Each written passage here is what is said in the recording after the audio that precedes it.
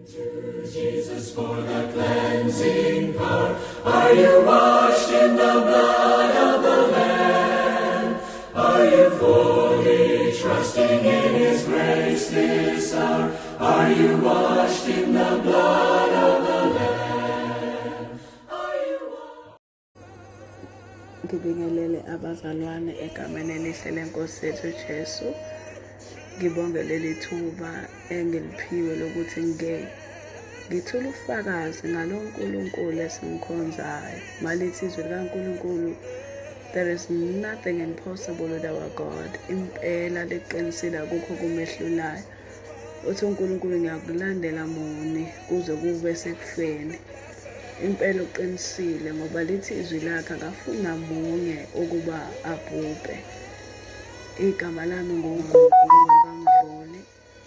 Okubalulekile kakhulu kunakho konke ukuthi ngelinye ilanga ngafumana umusa, ngathola insindiso, ngathethelela zonke izono zami.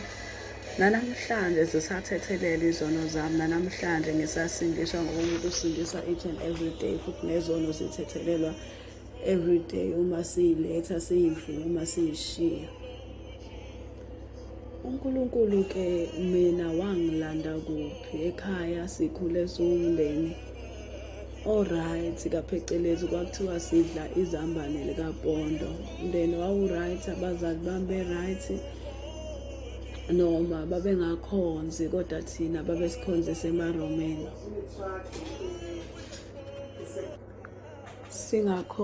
Bengakhonzi bona thina besikhonzisa emaRomeni. Ngikhule ngumntwana-ke obekusho ukuthi there is something ngaye kodwa noma ngangingeke ngiqonde ukuthi kwakuyini, kodwa khona kwakusho ukuthi kunento ekhona la kimi. Sikhonzile-ke emaRomeni, safunda emaRomeni, sagcina sesizikhonza emaRomeni. Ekhaya-ke babengakhonzi-ke uNkulunkulu. Baba-ke nje bekuwumuntu wesiZulu oyithandela iy'nyanga. Yonke lento sihlala kamnandi-ke, kumnandi ekhaya noma uNkulunkulu uJesu wayengesisisekela sasekhaya ngoba phela umuntu mayengekho kuKristu akasisisekela. Umuzi umshado usekeliwe. Ukuze umshado usekelwe kudingakala ukuthi ekhaya, ngoba lithi izwi likaNkulunkulu uJesu uyinhloko yendoda, indoda iyinhloko yomfazi ney'ngane. Okusho ukuthi ekhaya akisisekela sasingekho kodwa sasiphila kuphileka. Sasiy'tshela ukuthi siyaphila. Sifunda ema-boarding school, sifunda kahle multiracial, kumnandi. Kuke kwenzeke kamunye unyaka lapho izinto ezashintsha khona. Kushintsheni kwezinto ngikhumbula ukuthi ngangisafunda e-primary kuqala ukushintsha izinto. Ngikhumbula ukuthi leyo nyanga kwaku-September, sivunulile. I think I was in standard 5. Ngifunde kusama-standard if I'm not mistaken. Ngikhumbula ukuthi sivuka ekuseni silungiselela ukuya esikoleni, and then out of the blue umama nobaba bayalwa ekamereni labo. Siza umama uyakhala, hayi kwenzakalana, asazi ukuthi kwenzakalani. Okulandelayo sabona umama ephuma ebaleka enqunu, wagcwala istrade ebaleka ememeza efuna usizo. Hayi sizingane-ke lapho-ke siyamangala ukuthi kwenzakalani. Kubuhlungu lento esiyibona, siyaqala noku-experience into kanje. Okay-ke shuthi-ke ile abuse ingene kanjalo-ke. Sishawa-ke sihlezi sishawa ngangokuthi kubaba sase sisimqambe ngegama lokuthi uBhubesi, ngoba wayehlezi mayebuya emsebenzini sizwe nasemsebenzini ukuthi ulwa nabantu. Nathi mayefika ekhaya bheka into encane nje uyokushaya. Futhi mina ayengishaya kakhulu noma mina ngangekho mdala kodwa mina ngangi-very close to his heart. So ngiyingane nje eyayisondelene kakhulu enhliziyweni yayo ubaba. Ngangokuthi mina ubaba wayefisa ukuthi ngabe ngumfana ngoba wayethi indlela engenza ngayo nanendlela engicabanga ngayo ngicabangise komfana noma ngimncane. Okay-ke sihlukumezeke, sihlale ngokuhlukumezwa, sishawa yonke into, umama konke sishawa hhayi kancane. Umama-ke ubese-decide ukuthi angeke ngize ngiyimele le nto, kungcono ngivele ngithumele incwadi yesihlukaniso. Ukube nje umama kwakuyilabo mama ayikho into endlula umkhuleko wakhe ney'nyembezi zakhe zayizofikelela kuNkulunkulu zenze ubaba ashintshe. Kodwa-ke konke kuwuhlelo lukaNkulunkulu. The day sizohamba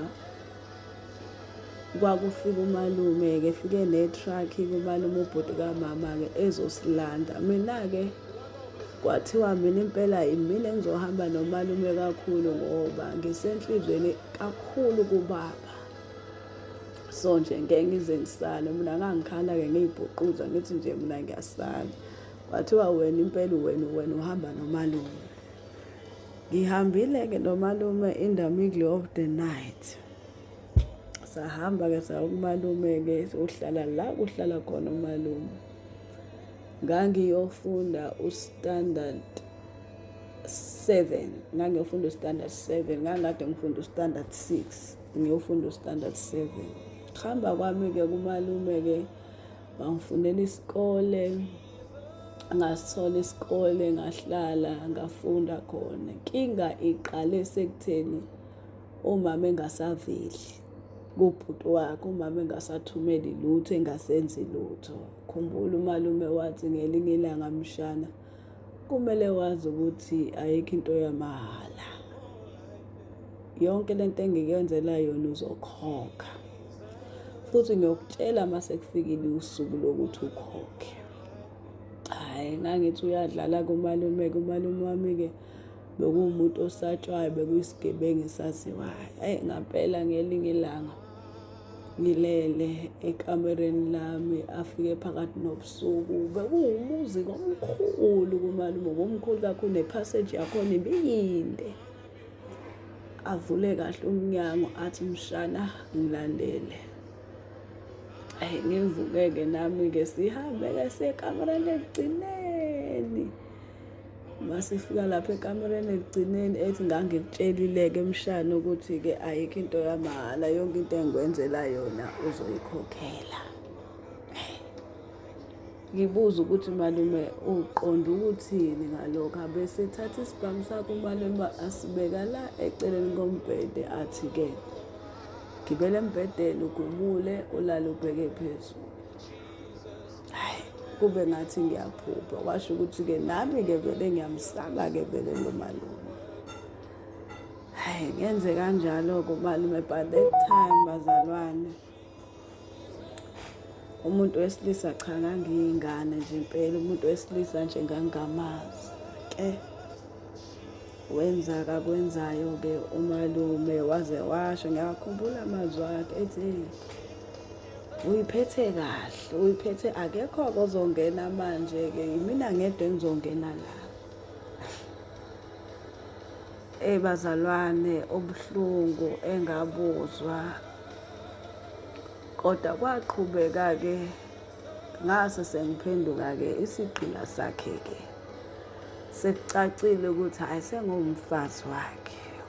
Futhi wayengaveli enze nje, wayengizwisa ubuhlungu ngaso sonke isikhathi. Either uzongibophela embhedeni iy'nyawo nezandla, angifake indwangu emlonyeni, enze noma yini emzimbeni owami. Ngelinye ilanga uyoqala ngokungishaya, angibhoke mase enza noma yini. Esikoleni-ke impilo yami yashintsha, nami ngaqala ngayinyanya umzimba wami ngayinyanya. Bekuthi uma esola ukuthi ngathi mhlampe ngimithi uyongiphuzisa izinto. Ngelinye ilanga ngikhumbula ukuthi wangikhahlela isinge, wangigxoba, wagibela phezu kwami ngaze ngableeda. I could not tell anyone, I couldn't. Wonke umuntu wayemsaba lo muntu. Kwenzeke-ke ngelinye ilanga-ke ngesitolo, uma ngiye esitolo sengiyingane nje engemnandi, ngifuna nokufa, ngiyafisa nokufa. Uma ngiye esitolo ngihlangane nomunye umzalwane, ngingasho ukuthi lo mzalwane uNkulunkulu wayemphile umoya wokudisena.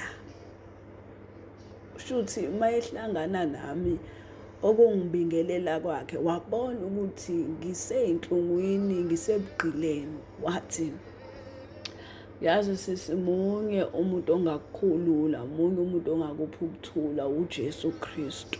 Mangasuze kuye ngakuthula yonke lemthwalo ophezu kwayo, nayo yonke lengcindezi ophila phansi kwayo, uJesu engakukhulula. Ngimbuza ukuthi kanjani?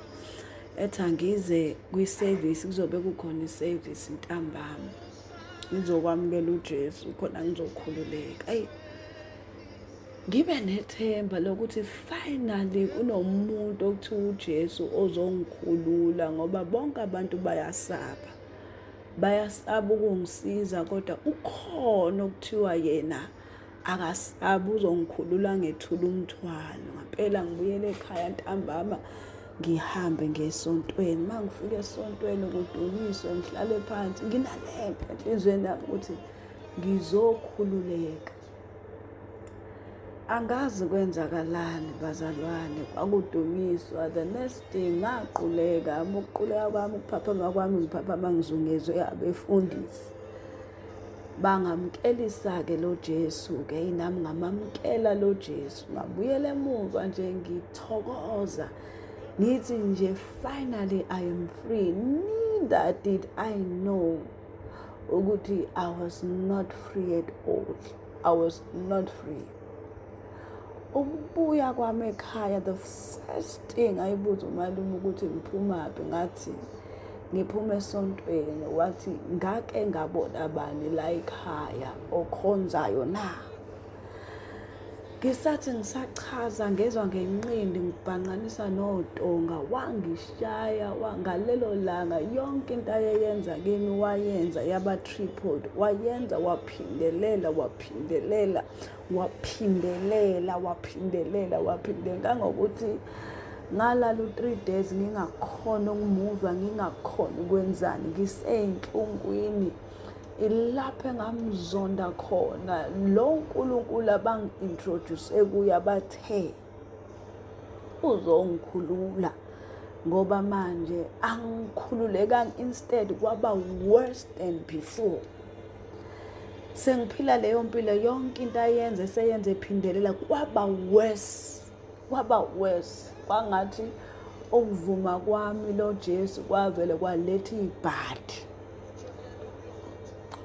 Ngaqala-ke lapho ngawunyanya umzimba wami, ngaqala ngangena uphuza utshwala, ngabhema insango, ngabhema ugwayi, ngaya nakuma-drugs kancane ngawayeka. Kodwa nje sengiphila nje, sengiwuntombazane nje ophila isinomi kanjani. Abantu besilisa ngabanyanya, abantu ngabanyanya nje, umuntu okuthiwa umuntu nje, umuntu wesilisa ngimnyanya ngale ndlela.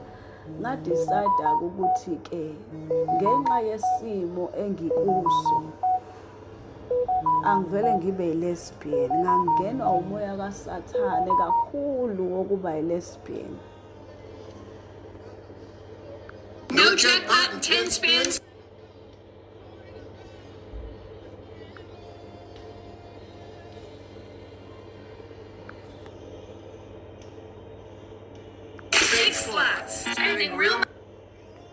Ngibileke i-lesbian, ngathandana nabantu, ngiwabhaqa, ngikhipha le anger kuwo, ngiwabhaqa. Make ngizwa nje ukuthi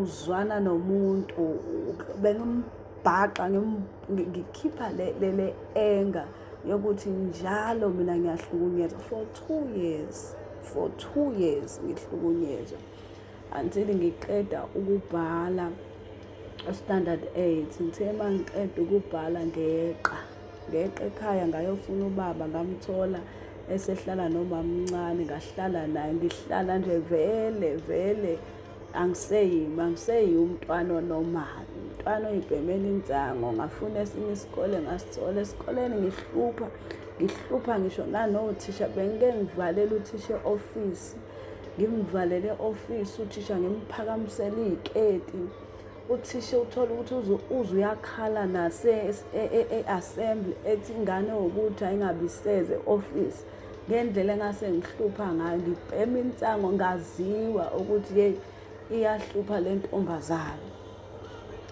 Ubaba wayebona ukuthi there is something that is not normal kimina. Bengulo muntu ogcina yonke evident eyenzakalayo bengigcina konke the first day enza kibo malume ngagcina konke nje ngakufaka kuma-plastic yonke evident enganginayo ngangiyigcina ngiyifihla ngize nayo futhi la ekhaya. So ubaba ebona ukuthi angisiyingane normal ukuthi mangiye esikoleni wangena ekamereni lami wapequla konke lapho athola khona amadayari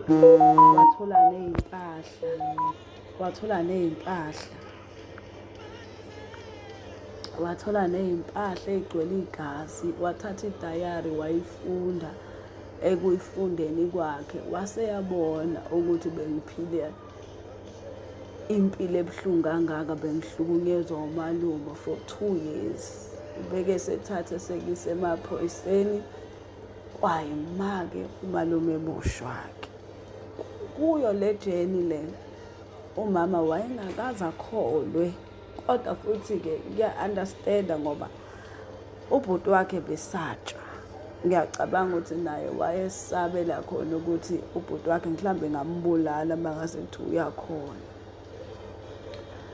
Ngithe sengiqala-ke manje-ke nami-ke umethemba umuntu wesilisa ngobaba kanti ingqondo ngifundiswe ukuthi uma wake wahlukunyezwa this thing becomes a stigma.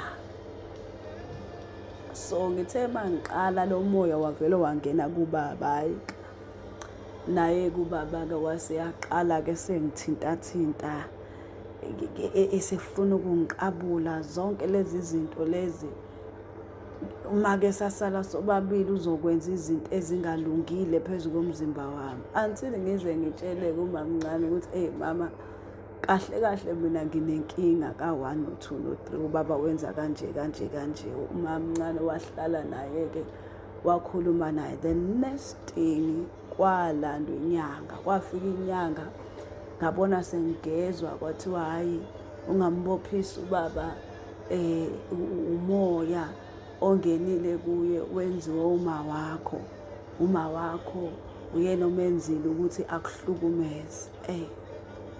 Neither did I know angimfuna ngithi lo nkulunkulu I can't turn back to him ngoba when ngamkhetha kwa impilo yami nje yavele yawesa.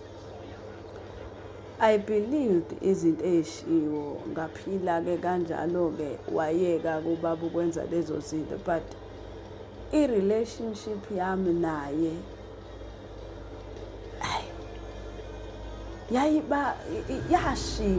yashintsha ngale ndlela engangokuthi mina ngangamfela ubaba wami ngamthanda ngale ndlela e-abnormal ngangingamfela ubaba wami ngaqhubeka-ke ngafunda-ke ngaphasa-ke u-standard 10 ngaya e-DUT kusase-Natal Tech ngafike ngaphila nje impilo yobudlwembe khona lapho waze wangibuyisa ubaba-ke ngibuyisa nje vele anginama-results ngiyaphuza ngenza yonke into ongayicabanga nje umzimba wami ngiwudelile nje and nganginebhadi-ke nje lokubanjwa ngihlukunyezwe ngiyintombazane vele ngase sengiku-accept-ile lokho ukuthi vele shuthi impilo yami vele ukuthi abantu besilisa bazenzela inoma yini kanjani kimina emzimbeni wami mina ngangamfela ubaba wami ngamthanda ngale ndlela e-abnormal ngangingamfela ubaba wami ngaqhubeka-ke ngafunda-ke ngaphasa-ke u-standard 10 ngaya e-DUT kusase e-Natal Tech ngafike ngaphila nje impilo yobudlwembe khona lapho waze wangibuyisa ubaba-ke ngibuyisa nje vele ama-results ngiyaphuza ngenza yonke into ongayicabanga nje umzimba wami ngiwudelile nje and nganginebhadi-ke nje lokubanjwa ngihlukunyezwe ngiyintombazane vele ngase sengiku-accept-ile lokho ukuthi vele shuthi impilo yami vele ukuthi abantu besilisa bazenzela inoma yini kanjani kimina emzimbeni wami nga-accept vele ukuthi vele kuyimpilo ngidalelwe vele ukuhlukunyezwa. Okay-ke ngibuye-ke ngifunde kwenye ikholeji nakhona ngihluphe kodwa ngiphasa-ke la ngenza sure ukuthi ngiyaphasa. Ekuphaseni kwami-ke ngibe sengithola umsebenzi ongekho ekhaya odinga ukuthi ngisuke ekhaya ngiyohlala kule ndawo engangisebenza kuyo. Ngafike-ke ngasebenza khona sengibuyele emuva ukuboshwa kamalume wami uthena eseboshiwe esezoshona. Kwakusolakala engathi unkosikazi wakhe umfakela usheve ngoba kwabuya onke amacala kwasho ukuthi vele ebeyi-wanted. So ukubanjwa kwakhe kwavuka amacala nawokubulala nawokweba yonke lento. So-ke ubesebiza umama ezokhonfesa esho ukuthi cha akamxolele futhi ucela bamxolisele mina ngala okuya kuye because ngangiphila lempilo engase ngiyiphiliswa uye izinto ayezenza kimi ngoba nami bese ngumuntu ohlukumeza umzimba ngikhatha ngifaka amacici yonke indawo bese ngifaka amacici yonke indawo ongayicabanga ngisho nale ndawo ejulile efihlakele bengwafaka amacici ngoba bengifuna ukuzwa ipain bese ngakwazi ukuphila ngaphandle ukuthi ngizwe ipain ngizwise mina upain nanokuthi wenza into eyaba yistigma kimi njalo mangihamba umuntu wesilisa mayebona mina wayevela abona into yokuhlukunyezwa ngangokuthi even nobhuti kamngani wami naye sengeqile kubaba ngiyohlala khona nakhona futhi wangihlukumeza ngendlela angihlukumeza ngayo okusho ukuthi impilo yami nje kwase sekuyimpilo yokuthi ngihluke ngase sengamkelile ukuthi shuthi mina ngidalelwe ukuhlukunyezwa kulomhlaba kulungile ngidalelwe ukuthi abantu besilisa bezenzele noma yini emzimbeni wami. So nami-ke angiwuhlukumeze lo mzimba ngiwukhatha ngiwenza yonke ngoba vele umzimba wokuhlukunyezwa. Ngisebenzile-ke ngasebenza kwasho ukuthi uma uNkulunkulu ekuphe isiphiwo usathane uyasiconverta leso siphiwo asenze sakhe akusebenzise ngobumnyama ngaso leso siphiwo. Ukuhlakanipha uNkulunkulu ungiphile ukubona izinto uNkulunkulu ungiphile la bengisebenza khona ngendlela ebengihlakaniphe ngayo isystem bengiyifunda manje futhi mangayazi into bengiyazi ngafundiswanga umuntu. So-ke bengikwazi ngisho nokumanipulate isystem ngithatha imali ngenza yonke into kodwa kunento eyayisho ukuthi deep down in my spirit there is a light ukuthi nje imbozwe lobu bumnyama obukhulu ngoba bengithi mangiyithathile leyo mali bengenza sure ukuthi ngisiza abantu abangakwazi ukuyisiza ngayo leyo mali. Ngenze sure ukuthi ngibheka abantu abahlwempu ngibanike leyo mali futhi ngingakhulumi nangoNkulunkulu ngibenzele noma yini. So ngisindiswe kanjani-ke ngiphile leyo mpilo ngiwumntwana nje owaziwayo odumile ukuthi nje yabona ngike ngingenze nje iphathi utshwala ngikugcwalisa obhavu kuthiwa hey uyaphila lo mntwana ngoba mawuphile ebumnyameni bavele bethi uyaphila kanti uphile ebumnyameni uphile esihogweni usemhlabeni ujabuleke nawe ukuthi uyavunywa ngomusa-ke kaNkulunkulu-ke siyabuyisana-ke nomama sabuyisana nobaba masibuyisana nomama ngikhumbula ukuthi wayehleze ekhuleka umama-ke wayekhonza ePostoli ehleze ekhuleka kodwa ethi mangikhona akhuleke athi uNkulunkulu uyikhumbule ingane yami ngelinye ilanga isindisa angazi-ke noma ePostoli kusindisiwe kodwa wona mkhuleko umama yokhuleka la uthi ngelinye ilanga uNkulunkulu uyikhumbule ingane yami isindiswe ngithi kuye umama uyadlala unesikhathi sokudlala ubani yena lowo uNkulunkulu ngoba ukuba ukhona ngampela ngaba akayivumi zonke lezi zinto lezo mina ngayinikela kuye kwavele kwawesi sonto nesikhathi sokudlala nje so lokhu ukhuleka into engekho ngibe ngiphuma kodwa engayeki ukukhuleka neither did I know ukuthi she was planting ngomkhuleko uthena kumama-ke seli washona ukudlula kwakhe emhlabeni ilapho engaba khona ne-encounter ilapho kwaphenduleka umkhuleko kamama kulelo viki eshonile umama there was something about me engangakwazi ukuyichaza but ngangilokhu ngishilo ngidumile nginjalo endaweni kodwa ngangilokhu ngishilo nabantu engihamba nabo ukuthi hayi igazi lami liyangishiya ngathi ngizofa bethi yindaba usho le ngithi mina ngiyezwa ukuthi ngathi ngizoshona bengithi mangihlala nabo sigroova siphuza utshwala qhamuke izwi elikhuluma enhlizweni yami lithi buka lento niyenzayo ukuthi imbi kanjani beka lelo kani phansi ungaphuza utshwala ngibuze kubangani bami ngibabuza abangani bami ukuthi bayalizwa yini leli phimbo elikhulumayo so ngibabuza abangani bami ukuthi hayi bo niyalizwa leli phimbo elikhulumayo bethi liphi iphimbo ngithi mina khona iphimbo elikhuluma kimi elithi bethi hayi asilizwa wena usuzosangana wena hayi ngihlala mangithi ngiyaphakamisa ngiyabhema liphinde likhulume lelizwi lithi yeka lento oyenzayo zibukeni nje ngoba niphuza kanje nibhema kanje ukuthi ayiyinhle lento eniyenzayo hayi ngibuza ukuthi hayibo niyalizwa inkinga indlela elikhuluma ngalo leli phimbo beliklebhula inhliziyo yami liklebhula umoya wami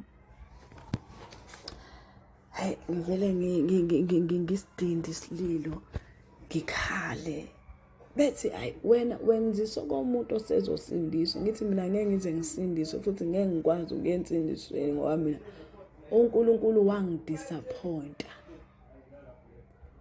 hayi bethe ingeke usuyasipora wena usuyasipora awusena layini awusasenzeli nje izinto eziright yabona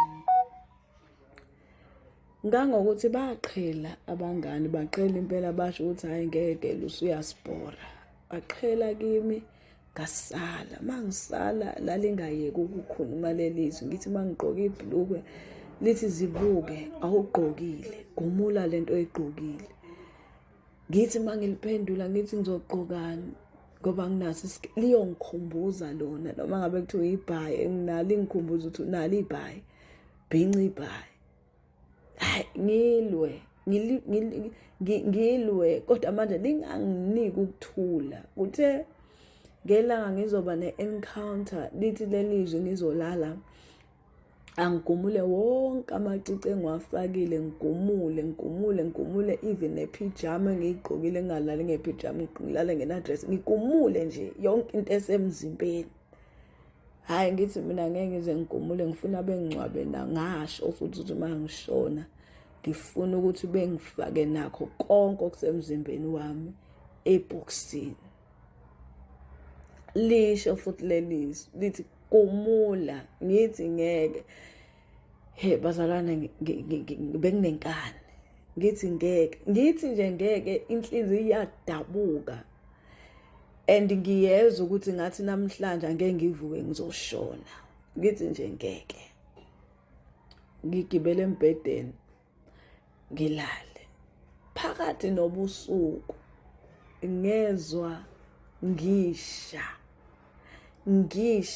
ngale ndlela eyayimangalisa, ngisha shashasha, ngisha kungathi endlini kubaswe, ekamereni kubaswe umlilo, kodwa wawungekho umlilo. Ngangishasha umzimba wonke, ngisuse iblanket engimbathile, nguphose, ngizwe ukuthi I am on fire, I am burning. Ngavuka ngeza ukuthi ngiyasha, ngakhala ngisho ukuthi ngiyasha. Labuya lelizwi lathi ngithe gomula. Hayi bazalwane, langinqoba ngenxa yokuthi ngangizwa ukuthi ngisha.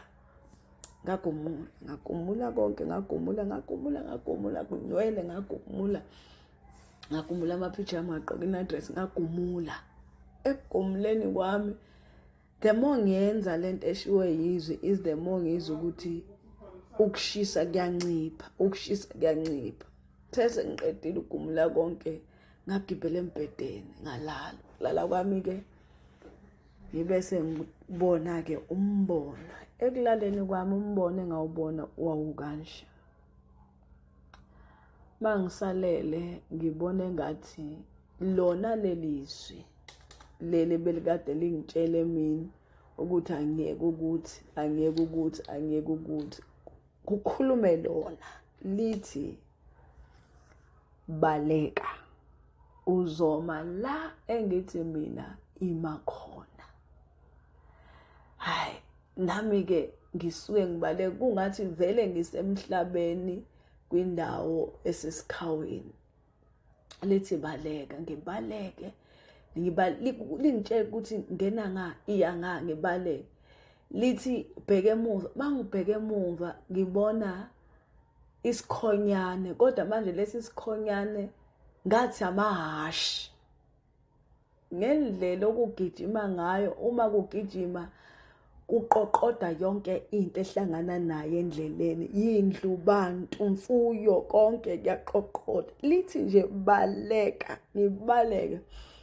Mangisaqhubeka ngibaleke, ngibona abantu baningi benza amanyala, balele balalana phandle emagcekeni, kugcwele nje amanyala odwa emhlabeni.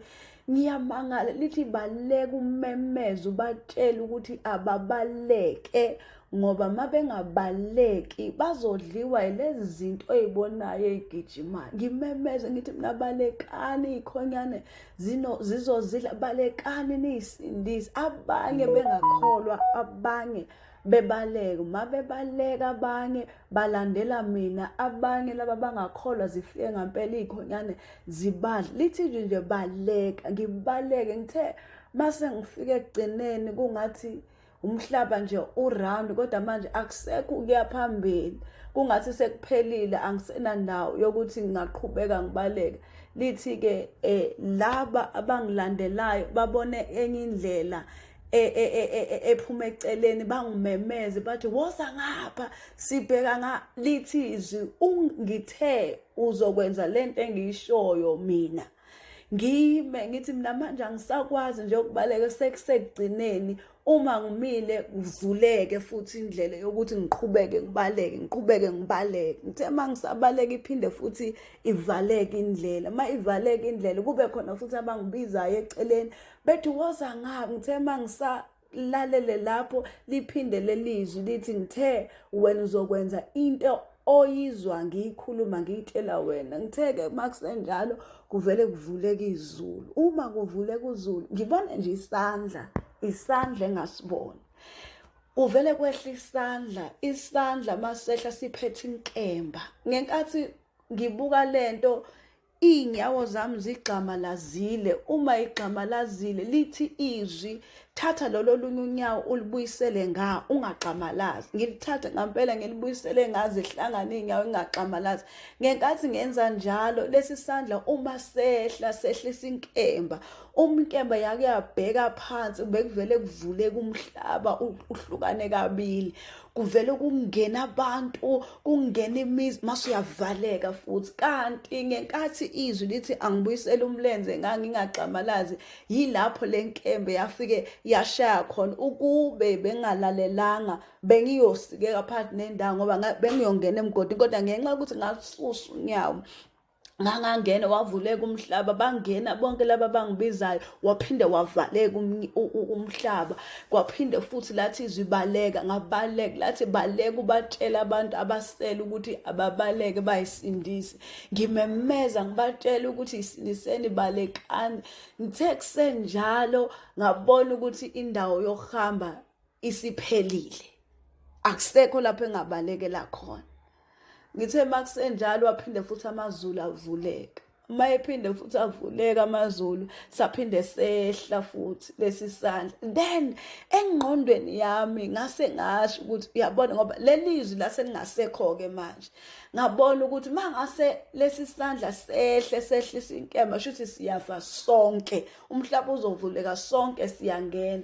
Emva kwalokho ngisasho njalo ngayibona ngaleke sekugcineni, uma ngimile kuvuleke futhi indlela yokuthi ngiqhubeke ngibaleke. Ngithe mangisabaleka iphinde futhi ivaleke indlela. Ma ivaleke indlela kube khona futhi abangibizayo eceleni bethi woza ngapha. Ngithe mangisalalele lapho liphinde lelizwi lithi, ngithe wena uzokwenza into oyizwa ngiyikhuluma ngiyitshela wena. Ngithe-ke makusenjalo kuvele kuvuleka izulu. Uma kuvuleka izulu ngibona nje isandla engasibona.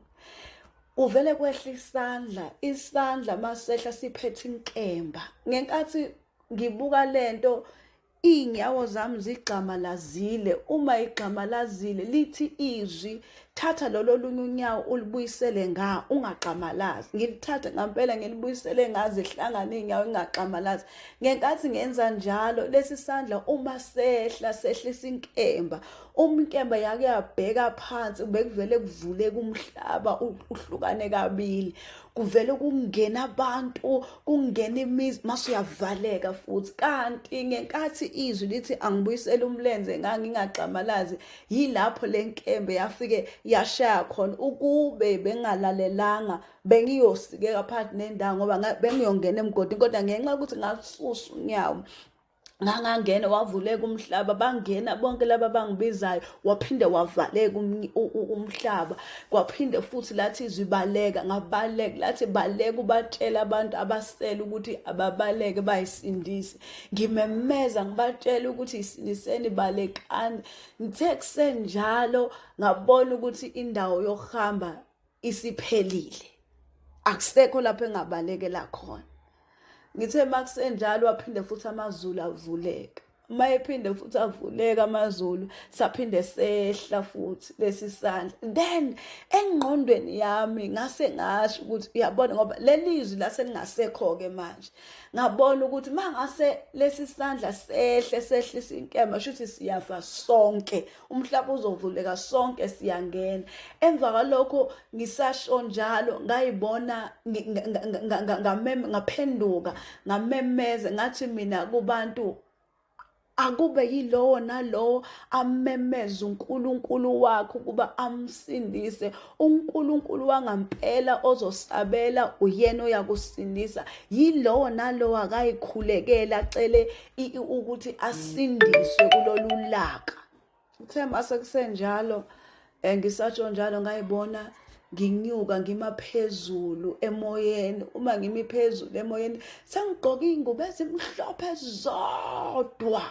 mangiphenduka ngime emoyeni mangibheke emuva ngibona bonke laba abanye abantu baguqe phansi ngamadolo bayakhuleka nabo sebembathiswa izinto ezimhlophe kodwa inkinga bona baguqile bambathisa izinto nje ezimhlophe ingubo ezimhlophe ezinde baguqile mina ngimi phezulu mangimi phezulu laphana ngavele ngahlabelela ngendlela engingayazi by the time ukuhlabelela mina bazalana ngikwazi kodwa ngadumisa ngibabaza ubuhle bukaNkulunkulu ngangokuthi the more ngidumisa ngangibona the glory kunokukhanya engakaze ngize ngikubone ngenkathi ngibona ukukhanya lesi sandla sivele sibuyele emuva singabe sisehla nenkemba sibuyele emuva mase liyavaleka izulu ngiyahlabelela nje angikhuleka ngenza ukuthi ngiyahlabelela kuphela and indlela engihlabelela ngayo angiyazi kuthe mase kusenjalo ngisahlabelela seliyabuya lelizwi lathi hamba wenze into engizokutshela yona ukuthi uyenze ungenze okunye ukuphaphama kwami I knew ukuthi there was something ngami ngalala ngiwomunye umuntu ngavuka ngiwomunye umuntu by that time ngangalazi iBhayibheli but the more ngifunda iBhayibheli I know and I am the witness ukuthi uNkulunkulu uyamsindisa umuntu instantly and uma lithi izwi likaNkulunkulu bonke abamkholwayo uyabapha amandla kuba babizwe ukuthi abantwana bakaNkulunkulu mase ukuthi lokho kwenzeka kimi leli izwi elithi umuntu ekuKristu Jesu uyisidalwa esisha okudala kundlulile bheka kwase kuvela okusha ileyo nto eyenzeka kimi ngoba ukuphaphama kwami I knew ukuthi I was somebody I did not know.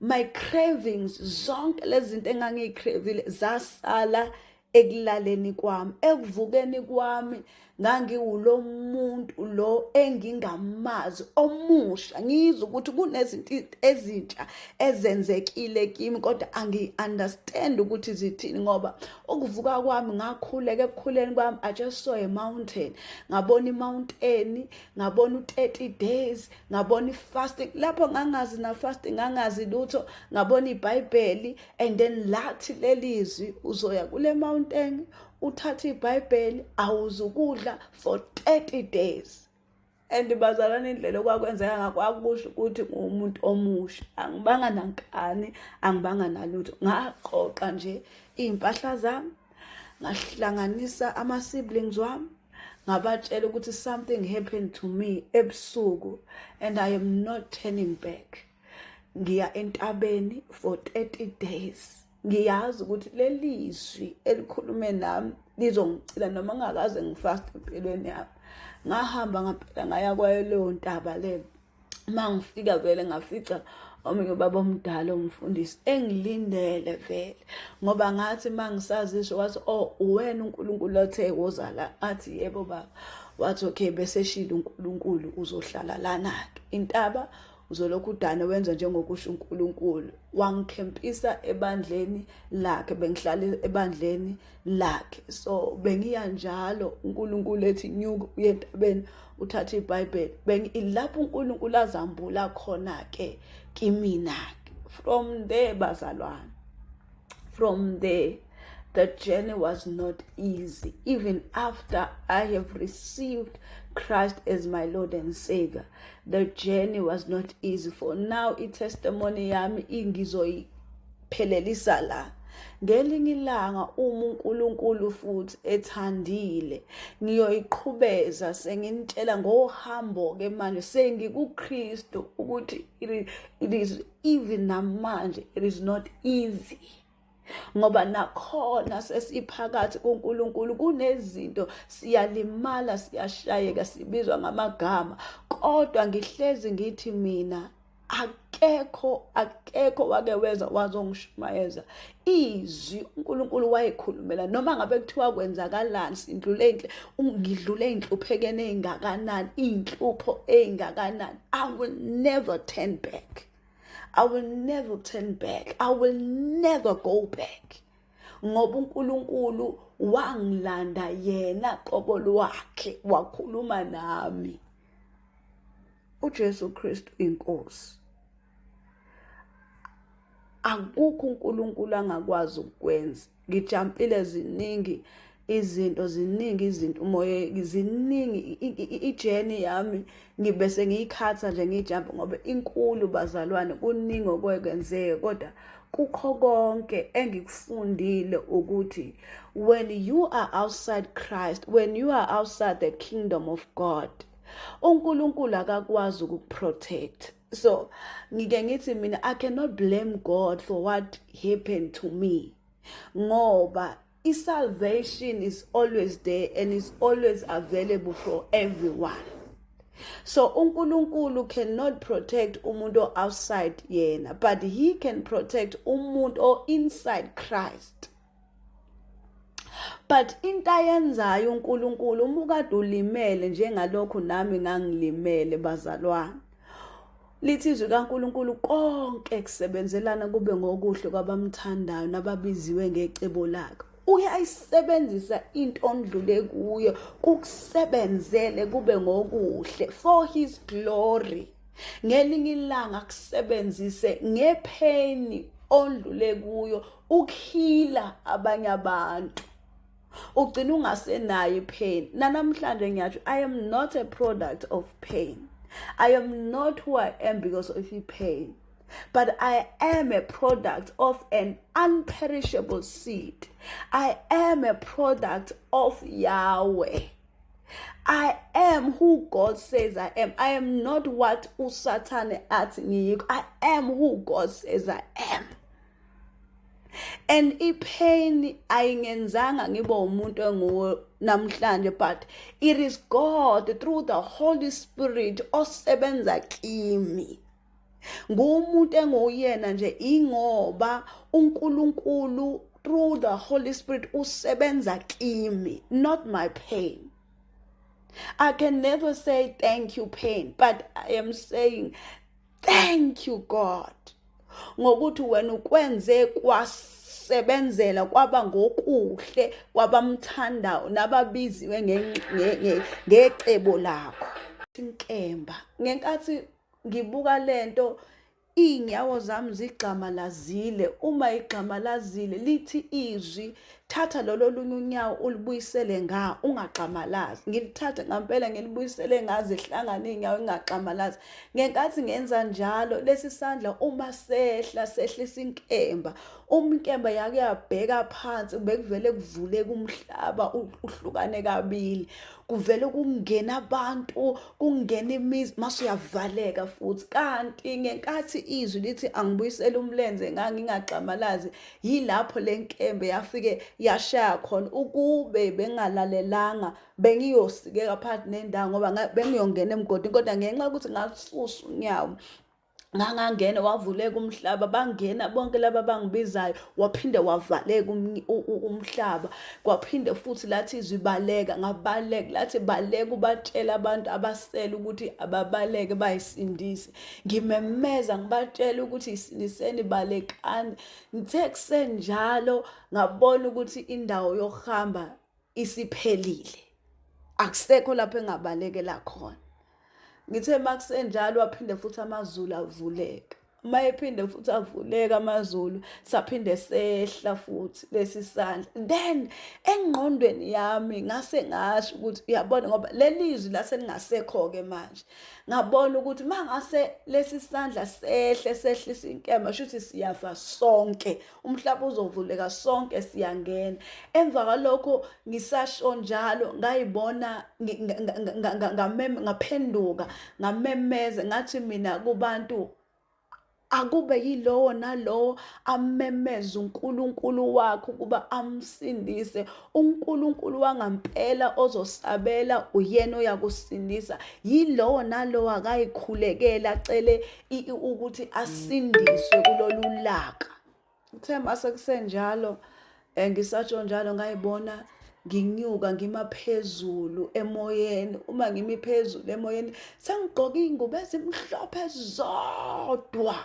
mangiphenduka ngime emoyeni mangibheke emuva ngibona bonke laba abanye abantu baguqe phansi ngamadolo bayakhuleka nabo sebembathiswa izinto ezimhlophe kodwa inkinga bona baguqile bambathisa izinto nje ezimhlophe ingubo ezimhlophe ezinde baguqile mina ngimi phezulu mangimi phezulu laphana ngavele ngahlabelela ngendlela engingayazi by the time ukuhlabelela mina bazalana ngikwazi kodwa ngadumisa ngibabaza ubuhle bukaNkulunkulu ngangokuthi the more ngidumisa ngangibona the glory kunokukhanya engakaze ngize ngikubone ngenkathi ngibona ukukhanya lesi sandla sivele sibuyele emuva singabe sisehla nenkemba sibuyele emuva mase liyavaleka izulu ngiyahlabelela njalo angikhuleka ngenza ukuthi ngiyahlabelela kuphela and indlela engihlabelela ngayo angiyazi kuthe mase kusenjalo ngisahlabelela seliyabuya lelizwi lathi hamba wenze into engizokutshela yona ukuthi uyenze ungenzi okunye ukuphaphama kwami I knew ukuthi there was something ngami ngalala ngiwomunye umuntu ngavuka ngiwomunye umuntu by that time ngangalazi iBhayibheli but the more ngifunda iBhayibheli I know and I am the witness ukuthi uNkulunkulu uyamsindisa umuntu instantly and uma lithi izwi likaNkulunkulu bonke abamkholwayo uyabapha amandla ukuba babizwe ukuthi abantwana bakaNkulunkulu mase ukuthi lokho kwenzeka kimi leli izwi elithi umuntu ekuKristu Jesu uyisidalwa esisha okudala kundlulile bheka kwase kuvela okusho ileyo nto eyenzeka kimi ngoba ukuphaphama kwami I knew ukuthi I was somebody I did not know.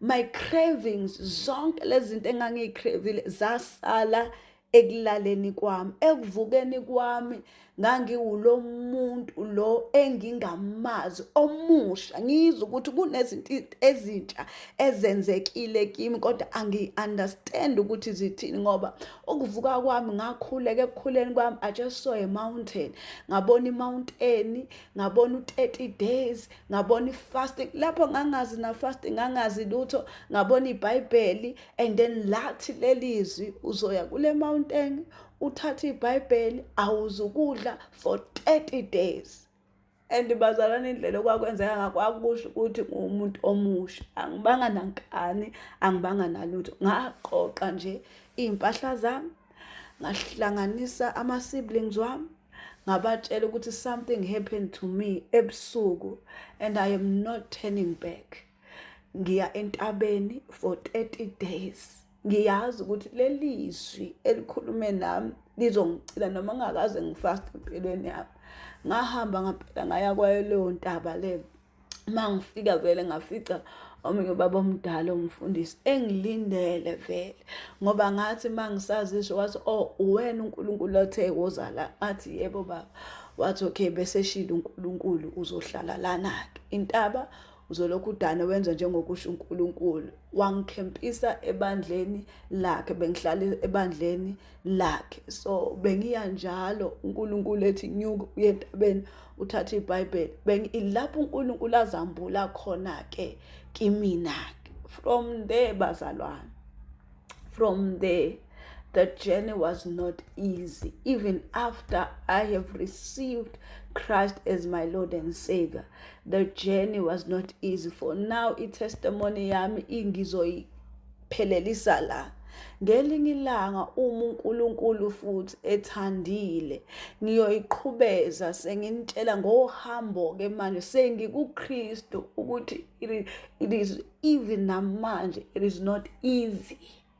Ngoba nakhona sesiphakathi kuNkulunkulu kunezinto siyalimala siyashayeka sibizwa ngamagama kodwa ngihlezi ngithi mina akekho wake weza wazongishumayeza izwi uNkulunkulu wayekhulumela noma ngabe kuthiwa kwenzakalani ngidlule inhluphekene engakanani inhlupho engakanani I will never turn back. I will never turn back. I will never go back. ngoba uNkulunkulu wangilanda yena qobo lwakhe wakhuluma nami. uJesu Kristu inkosi. Akukho uNkulunkulu angakwazi ukwenza. Ngijampile ziningi izinto umoya ziningi ijeni yami ngibese ngiyikhatha nje ngijampa ngoba inkulu bazalwane kuningi okwekwenzeka kodwa kukho konke engikufundile ukuthi when you are outside Christ, when you are outside the kingdom of God, uNkulunkulu akakwazi ukukuprotect. So ngike ngithi mina I cannot blame God for what happened to me ngoba salvation is always there and is always available for everyone. So uNkulunkulu cannot protect umuntu outside yena, but he can protect umuntu inside Christ. But into ayenzayo uNkulunkulu umukade ulimele njengalokho nami ngangilimele bazalwane. Lithi izwi kaNkulunkulu konke kusebenzelana kube ngokuhle kwabamthandayo nababiziwe ngecebo lakhe. Uyayisebenzisa into ondlule kuyo kukusebenzele kube ngokuhle for his glory. Ngelinye ilanga kusebenzise ngepheni ondlule kuyo ukuhila abanye abantu. Ugcina ungasenayo ipain. Namhlanje ngiyathi I am not a product of pain. I am not who I am because of pain, but I am a product of an unperishable seed. I am a product of Yahweh. I am who God says I am. I am not what uSatan athi ngiyikho. I am who God says I am. And ipain ayingenzanga ngibe umuntu enguwe namhlanje, but it is God through the Holy Spirit osebenza kimi. Ngumuntu enguyena nje ingoba uNkulunkulu through the Holy Spirit usebenza kimi, not my pain. I can never say thank you pain, but I am saying thank you God. Ngokuthi wena ukwenze kwasebenzela kwaba ngokuhle kwabamthandayo nababiziwe ngecebo lakho. Ukubuya kwami ke entabeni after 30 days ngingakaze ngilambe, ngingakaze ngome, ngabuya entabeni ngahlala ekhaya. Remember izwi lalikade lithe uzokwenza into engiyishoyo mina. So ngahlala ekhaya ngafunda iBhayibheli because iBhayibheli bengalazi. So I had to study the word of God so that I can understand this God ongaphule ogibeni lomcibi ongikhiphe ebumnyameni. I had to know this God elithi izwi lakhe, he has delivered us from the kingdom of darkness to his kingdom. I had to know this God ebengine information wrong ngaye, lo ngisindisile in an instant way over le wonke ama cravings, wangideliver from umoya obutamane, wangideliver from umoya wokubhema wokuphuza, wangideliver from umoya wokuyilimaza wokuyikhatha, wangideliver from umoya wokuyibona umzimba wami useless, kuwumzimba ofanele ukuthi wenziwe noma yini. Wangideliver from those things, and from there I've never craved, I've never even ugwayi, even I've never. Wangideliver from wearing amabhlukwe, and ngahlala ngafunda iBhayibheli ngikhuleka engifundisa nginxusa ukuthi angifundise, and the journey was not easy. Ngaqala ngashintshela ama siblings wami because sengisindisiwe phela manje. Ama siblings wami enza lezi zinto lezi, akakholwa amadlozi, benza zonke lezi zinto lezi zobumnyama ngenxa yokuthi ulwazi abanayo. Ngaqala futhi ngajikela ubaba because ubaba phela umuntu wamadlozi, umuntu weyinyanga, futhi umkhulu ubaba kaBaba kwakuyinyanga nje yayidumile. So waqala nobaba manje i-relationship yami naye yashintsha because now ngase sengibona izinto ukuthi oh nangenkathi kulandwa inyanga kuthiwa ngimxolele ubaba kunezinto abazenza kimi yingakho ngangizwa ubaba ngimthanda ngendlela e-abnormal. And into eyayenzeka by that time kwakuthi njalo uma nginomuntu ngoba ngase ngiyi-lesbian ngaphinda futhi ekubeni i-lesbian ngaquba futhi ngafaka abafana ngathandana nabafana namantombazane uyabona usathane uyagqilazana. Bekuthi uma nginomuntu ngangifonelwa ubaba immediately angibuza ukuthi ngenzani, wayengisensa into engenza wayeyisensa ngendlela ababengenze ngayo kodwa uNkulunkulu wangideliver from all those things. And ukungideliver kwami okusho ukuthi ubaba wabona ukuthi khona into esiyenzakalile ngeke asaba namandla okungicontrola okwenza noma yini kimina. Why? Ngoba God usefikile empilweni yami akubanga easy-ke my family yangijikela ama-siblings wami angijikela ngaba umuntu nje oyinkomo edla yodwa osele nalo uNkulunkulu kodwa nginalokho ukuthi I am not going back, I am not no matter what. Ngithe kusenjalo kwakukhona itende imvuselelo ngasekhaya I decided to go there. Mangiyakhona okusho ukuthi umfundisi wayenamehlo okubona wangibona ngisesixukwini ngikhuleka maye ngibonile-ke yena-ke wathi isiphela imvuselelo wayekhaya ezongibheka wafike washo ukuthi yazi uboniswe uNkulunkulu mina wathi uNkulunkulu akangicele ngizomsiza ebandleni lakhe ngoba kunezinto uNkulunkulu ayibeke kimi ezizokwazi ukumsiza ngebandla lakhe. Nami-ke angakayiqondi indlela kaNkulunkulu nami ngivume ngilambele phela nami ukuhlanganyela nabazalwane ngivele ngivume ngabuzanga ngiyeke nami-ke ngiyolekelela umfundisi ebandleni lakhe. Besihamba-ke sihambe senza iy'mvuselelo sihamba all over komhlaba uyalingana simisa amatende kushunyayelwe. Kwathi ngelinye ilanga-ke umfundisi athi kimi kuzomele ungixoxele ukuthi uNkulunkulu ukulandephi ukuze ngizohamba nomuntu engaziyo ukuthi walandwaphi. Okay, ngiyakhumbula ukuthi ngalelo langa esho njalo izwi elalilokhu likhulumile lathi ungamtsheli lutho ngoba manje uzokushaya ngayo leyo nto leyo. Ayi ngangalalela-ke bazalwane ngoba kuyenzeka ukuthi singalaleli.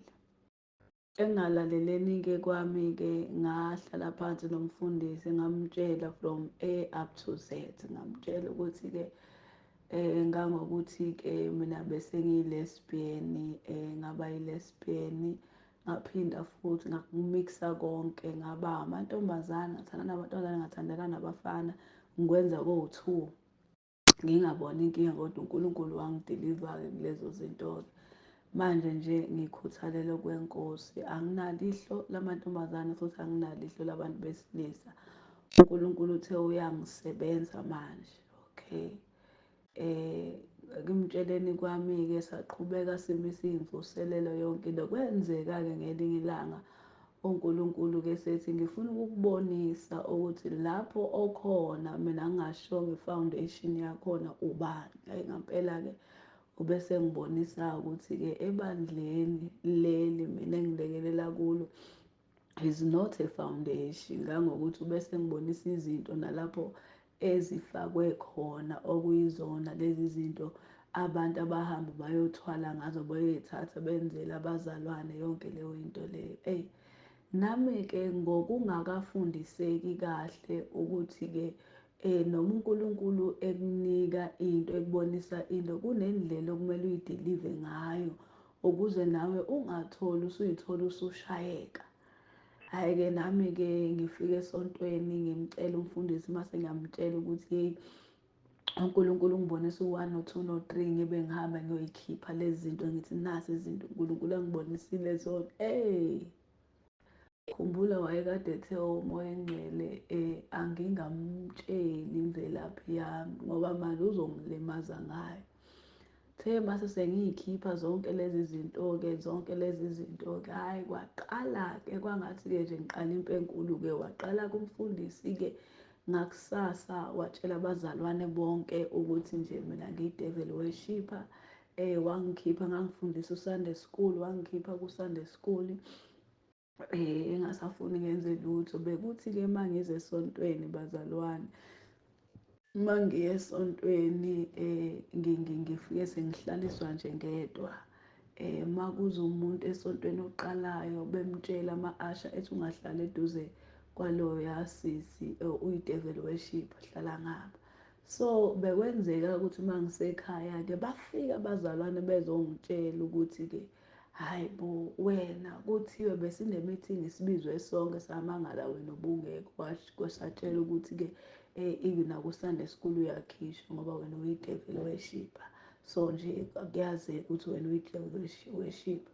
So bekuthi noma sihamba senze iy'mvuselelo, senza ama-open air, umfundisi nje njalo behlezi engibiza esho kubantu ukuthi nje nginomoya kaSathane.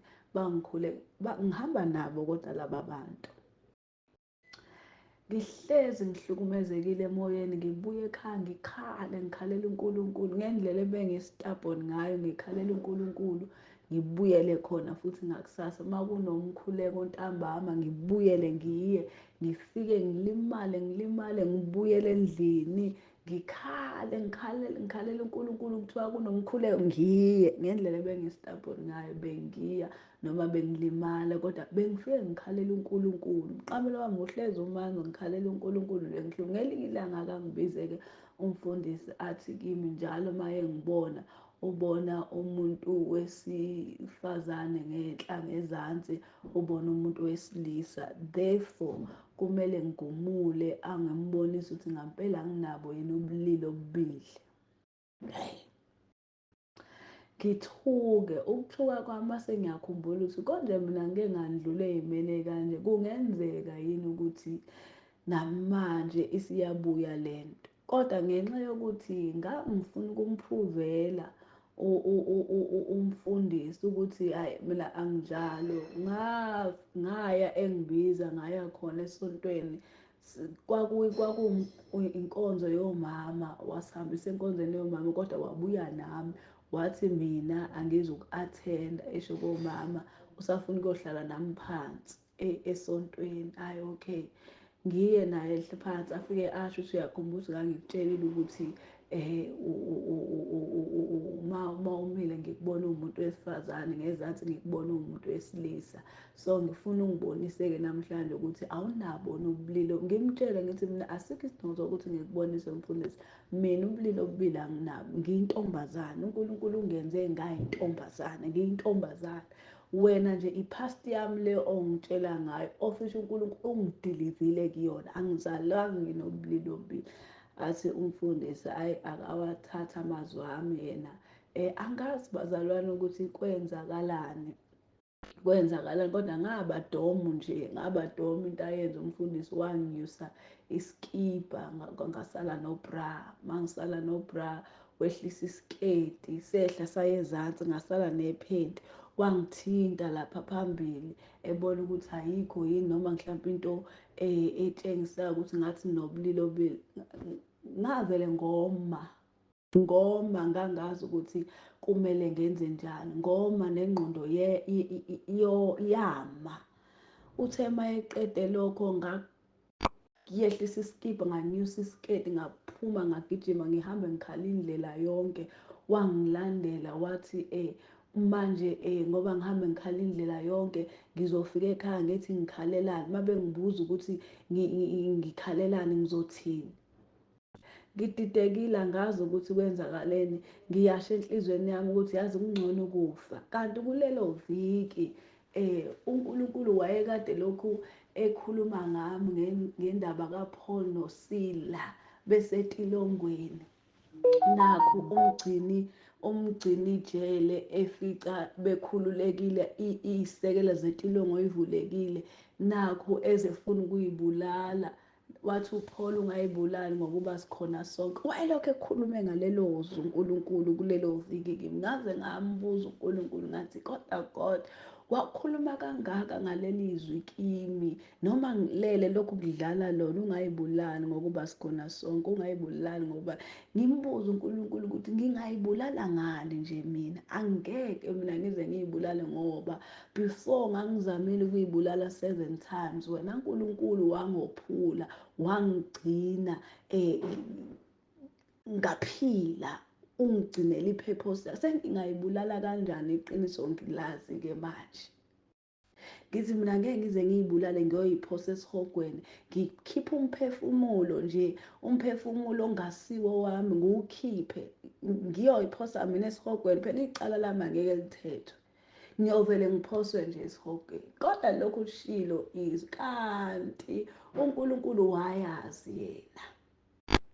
Sekusenjalo-ke kufika lolo suku-ke ngilandelile umfundisi, wathi angigibele emotweni nganqaba, ngahambe ngikhala ngafika ekhaya, ngangena ekamereni lami, ngasidinda isililo ngakhala. Ngithe uma ngisakhala kanjalo labuya leli zwi, ungayibulali ngokuba sikhona sonke. Malibuya leli zwi, mase kufika uSathane, athi uSathane angeke ungakasindiswa ufike uhlupheke, uhlukunyezwe, wenziwe yonke lento lena, wenze zonke lezi zinto lezi, uphinde futhi uhlukunyezwe usuku loNkulunkulu wakho. Into engcono nje wena vele uyibulale. Asho njalo uSathane. Elami izwi lithi, kanjani ngiyoyiphosa mina, ngiyoyiphosa ngampela esihogweni, ngiyoyifaka mina. Likhulume likaNkulunkulu, ungayibulali ngokuba sikhona sonke. Intambo yayisikhona, usilingi, kwakunamaplanga, usilingi ungekho ekhaya. So kwaku-easy ukuthi ngiyibulale. USathane lo wayengitshengisile ukuthi uzokwenza kanjena nje, uvele uphumule, ngoba vele esho ukuthi wena uphilele iy'nhlungu emhlabeni, uphilele ukuhlukunyezwa. Hhayi, ngithe makusenjalo linginqobe leli izwi, ungayibulali ngokuba sikhona sonke. Ngaliphimisela, ungayibulali ngokuba sikhona sonke. Ngezwa ngiphelelwa amandla, ngaguqa phansi ngamadolo, ngakhala, ngabuza ukuthi ubani wena othi angingayibulali ngokuba sikhona sonke, ngihlupheka kangaka, ngihlupheka noma ngikuNkulunkulu. Laphendula izwi, kwangathi ngiyalizwa, lalinjengomdumo wezulu, ngilizwa lithi nguJehova uNkulunkulu wakho owakwazi. Ngaphelelwa amandla, ngakhala, ngaphenduka kuNkulunkulu, ngaxolisa kuNkulunkulu, ngaxolisa, ngathola amandla amasha. Ngaqhubeka, wathi umoya engcwele angingene kwi-fasting ka-7 days. Ngangena kwi-fasting ka-7 days, waqede lapho wathi angiye esontweni, kanti ba-invite omunye umprofethi esontweni. Uma bemi-invite-ile mina ngiphuma kwi-fasting ka-7 days. Ngosuku lesi-7 ngaya enkonzweni, kuyi-Sunday. Uma ngiye enkonzweni kuyi-Sunday, kusaseyilokho nje, basangibiza ngo-devil worshipper nje, yabo. Shuthi umfundisi u-invite-le umprofethi ngoba wayefuna ukuthi ezongi-expose ukuthi kwazeke ukuthi hhayi ngoba yena ethi mina ngiyi-devil worshipper, kodwa vele ngiyiyo. Okay. Kukhonzwe-ke, kudunyiswe-ke, mase eyanikwa-ke umprofethi ofikile ukuthi ashere izwi. Ukusukuma nje kwakhe abingelela abazalwane, mase eyabuza ukuthi ubani uGugu. Hhayi, ngivele ngibona ukuthi lingishonele, ngivele ngibona ukuthi nje njalo phela ngithi uma ngibizwa mina esontweni kusuke ngibizele uku-expose ukuthi lona idevil, kodwa umbuzo ukuthi bakhonza kanjani nedevil phakathi, ngoba phela ngabe bayangisiza. ngangokuthi ingqondo yami ngendlela abasebeyimesaphe ngayo, nami ngangike ngimquestion uNkulunkulu ukuthi kahle kahle Nkulunkulu, mina bengithi ngivuma wena, ngivume wena ngampela, yani ngaconfessa wena as my Lord and Savior, noma ngenkathi ngivuma mina bengithi ethi ngivuma wena kodwa ngivuma usathi ikhona kuphi okuyikhona, because na angisa-understand. So-ke ngiya phambili ngiyalila enhlizweni, ngiyakhala ngibuza uNkulunkulu ukuthi kahle Nkulunkulu, namanje ngizo-expose kahle kahle ngikhonza bani, ubani lo owafika kimi wangisindisa, ubani lo owathi angiye entabeni, ubani lo ongisindisa izolo, wangitshela ukuthi uJehova uNkulunkulu wami wayengazi nongikhethileyo, ubani, noma ngitshela ukuthi mina uwe Jehova kanti usathane, ngoba phela manje phezu kwey'nhlungu enginazo ngizo-expose ngento engingayazi, nami angisazi noma ngikhonza uNkulunkulu noma kwenzakalani-ke manje kimi. Fika umprofethi abingelele athi ucela ngibheke ngifeyise abazalwane. Uma efeyise abazalwane athi sisi, angikwazi ukuthi ufunani kuleli bandla ngoba uNkulunkulu akaze akulethe la, akaze asho ukuthi iza la, kodwa ngifuna ukunazisa nonke bazalwane, including umfundisi wala, ukuthi uthi uNkulunkulu senimhlukumeze sekwanele ingane yakhe. For the fact ukuthi ilana kuwumusa, ngoba noma benithi nimhlukumeza, nimbiza ngamagama, nimbiza nge-devil worshipper, uNkulunkulu uyangibonisa ukuthi ebefika ekhaya guqe phansi ngamadolo, akhale anxusele kuNkulunkulu. Usethi-ke umprofethi-ke, ngane yami, uyilanga lakho lokugcina leli ula, hamba ufike ukhuleke uNkulunkulu, uyena ozokulida ukuthi uya kuliphi ibandla, ufuna uyoseva kuphi. Athi-ke umprofethi esesho kubazalwane including umfundisi, uthi uNkulunkulu phendukani nishiye iy'ndlela zenu ezimbi. Uyasho futhi uNkulunkulu ukuthi akasisisekela sala, ingane usisi umbonisile indaba iqale lapho ukuthi usisi ukhiphe iy'mfihlo zala ekhaya, wathi kwamina angisenzi ukushumayela ukuthi uNkulunkulu angidelive le message mase ngiyahamba. Ngampela aphume athi, ngane yami, thatha iy'nto zakho uhambe uye ekhaya, ufike ukhuleke, ungene ekamereni ukhuleke, uNkulunkulu uzokulinda lapho kufanele uye khona. Ngampela ngathatha iy'nto, angathi khona into esukile emahlombe, ngangikhala ngathatha iy'nto zami ngahamba ngayo ekhaya, ngihambe ngiyakhala endleleni ngithi Jehova ngiyabonga, kodwa ingane yami ifile, ingane yami ngaphakathi ifile, ngidinga ingane yami iphila, ngiyezwa ukuthi ifile, ngangizwa ukuthi ngifile. Uma ngifika endlini ngiyakhumbula ukuthi ngakhuleka ebusuku ngalala. Ekulaleni kwami ngikhulekile, umkhuleko wami wawuthi, Nkosi ngibonise la okumele ngiphuzise khona ingane yami ngoba ifile ingane yami. Ngiyamkhumbula uHagayi, uthena esephelelwa amanzi ingane ikhala, wabeka le ingane naye wabeka, ngoba wayengafuni ukubona ingane yakhe ifa. Wakhala, wena wezwa ukukhala kwengane, wavula amehlo uHagayi ukuthi abone amanzi ukuze azophuzisa ingane naye aphuze aphile. Nami yami ingane ifile, idinga amanzi, idinga ukuphuziswa, idinga ukuphila. Jehova uzungikhumbule. Ngalala ngiphaphama, ngibona kuhlele eduze kombhede wami umuntu ogqoke iy'ngubo ezimhlophe qwa. I couldn't see his face ngoba bekukhanya ngale ndlela. Uma ehleli la eduze kwami kungathi uthinta inhliziyo yami. Uma ethinta inhliziyo yami ngizwa i-peace, ngizwa kuphola iy'londa esenhliziyweni. Athi kimi, uzovuka ekuseni uhambe uye kule ndawo angibonise ibandla, athi uzofika khona ilapho engikuthuma khona ukuthi uyoseva khona. Imina futhi engizokutshela ukuthi uzoseva kanjani. I-confirmation uzoyithola ngokuthi uma ungena nje emnyango kuzoba nokugobhoza kwamanzi esiswini sakho, wokwazi ukuthi usendaweni e-right. Ngampela ngavuka ekuseni ngaya khona, ngafica vele kungathi kuleli bandla bajwayele ukuklina njalo ngama-Monday. Ngafika vele khona ngithe ukungena nje kwami ngezwa kungathi kunokugeleza amanzi esiswini sami. Ngafikela izinyembezi, ngaguqa phansi, ngakhala, ngakhuleka, ngaphuma. Bamangala, babeqala ukungibona, bamangala babekhona ukuthi kwenzakalani. Ngakhuleka, ngaphuma, ngabuyela ekhaya, ngakhuleka. Wasethi umoya engcwele usuzoseva laphayana-ke. Ngahamba-ke ngayoseva, wangisebenzisa uNkulunkulu. Nakhona it was not easy bazalwane. Angisebenzisa uNkulunkulu, ngindlulisa ama-message, ngindlulisa ngomusa nje kaNkulunkulu. Umfundisi wakhona nje ungumfundisi odumile, uBishop odumile, uNkulunkulu washeshe wamvezela mina.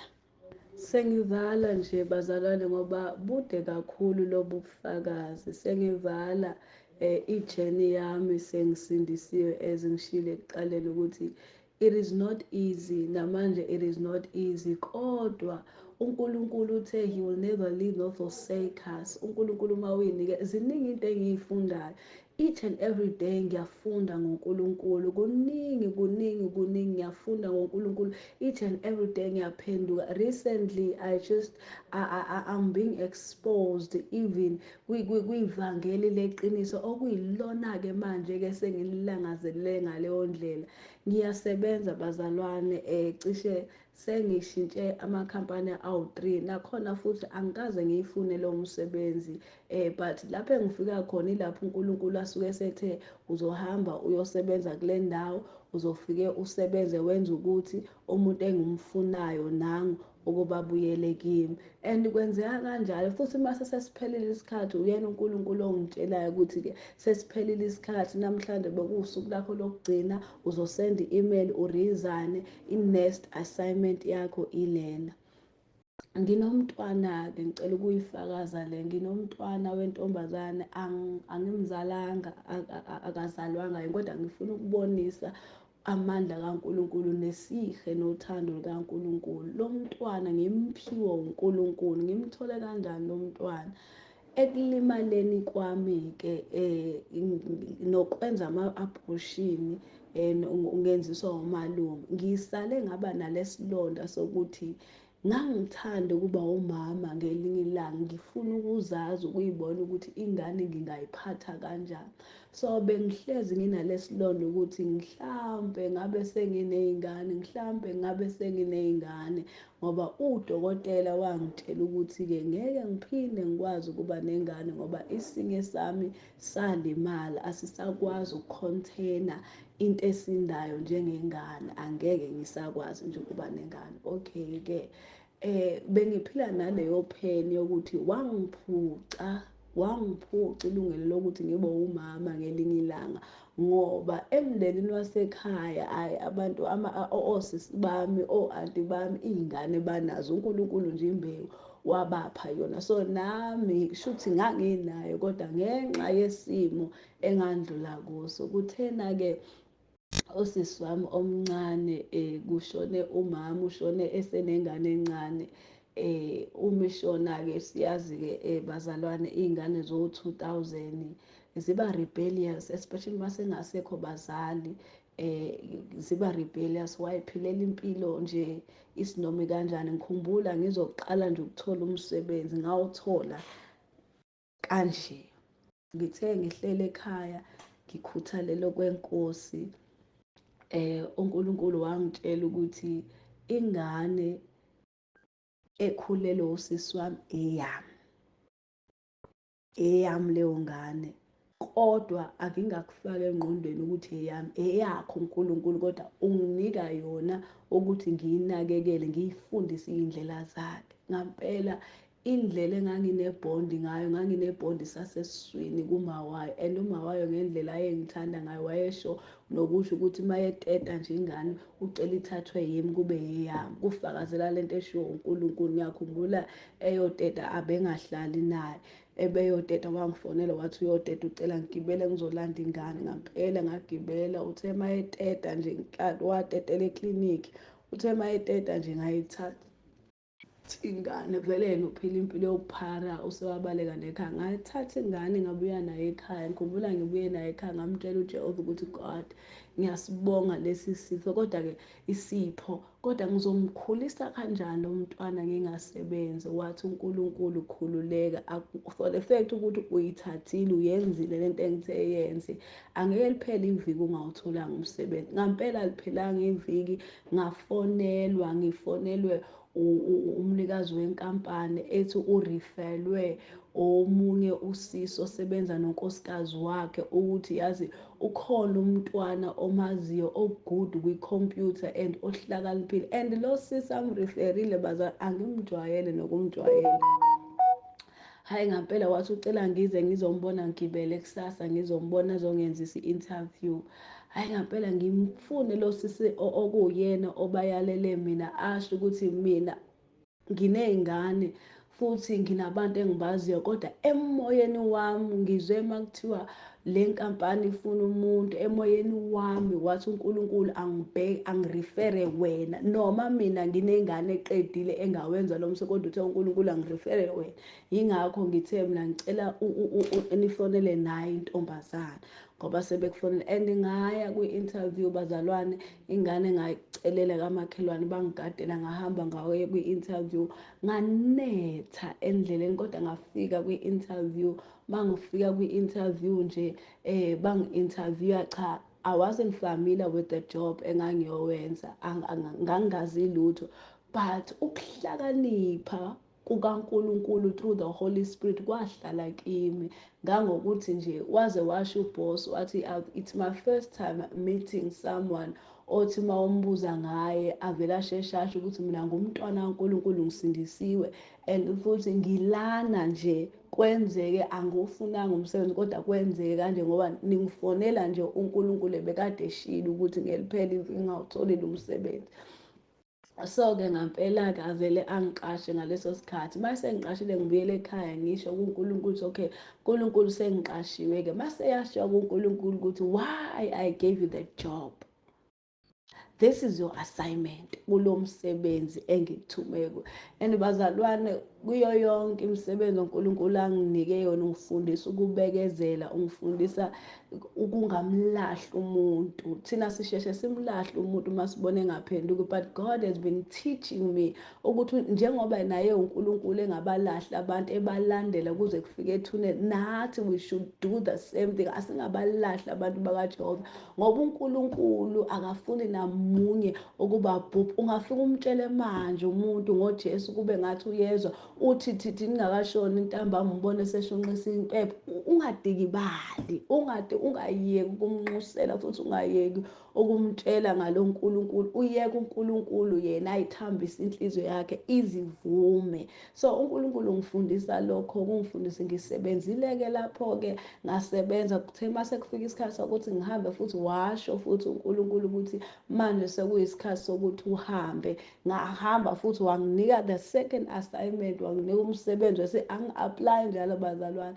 Ngaphinde ngasebenza futhi nakhona nje kunama-testimonies akhona amaningi ngisasebenza khona.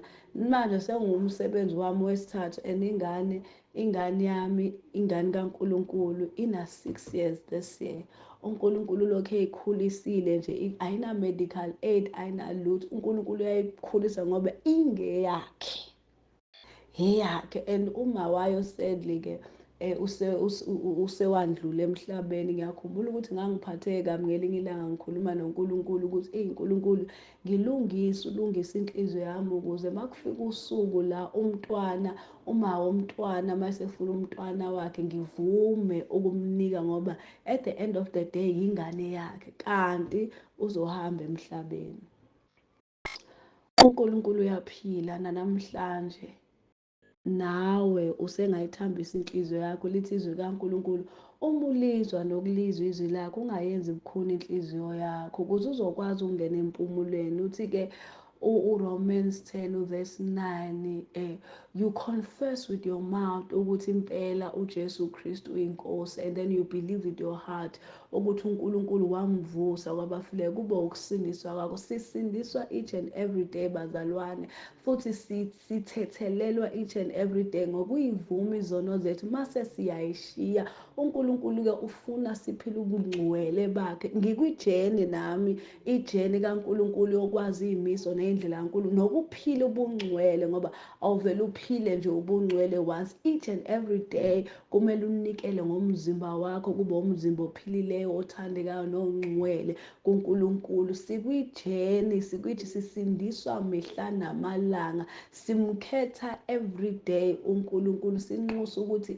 asifundise iy'ndlela zakhe, asiphe amandla futhi okwazi ukunqoba zonke izinto eziyizilingo. Lokhu athi uNkulunkulu asikuyeke, sikuyeke. Lokhu esisizwa khona umoya engcwele, siyamvumela umoya engcwele ukuthi asize. Noma intando kaNkulunkulu ingeyinhle, nezenzo zikaNkulunkulu zingemnandi, vele liyasho izwi kaNkulunkulu ukuthi inyama nomoya kuyamelana. Kodwa uma uzohamba ngenyama uya ekubhujiseni, uma uzohamba ngomoya uya ekuphilisweni. So therefore we choose, lithi izwi kaNkulunkulu, thina sizelwe imbewu engasoze yabuna. We are born of the Spirit of God. Asisayiphileli thina, kodwa sesiphilela yena owasifelayo. Yingakho each and every day we have to confess Christ as our Lord and Savior, and we have to allow uNkulunkulu ukuthi asenze, asibumbe ngendlela afuna ukusibumba ngayo, ukuze sizofika kwi-perfection yakhe. In Jesus' name. uJesu Kristu inkosi. Ngiyabonga kakhulu bazalwane.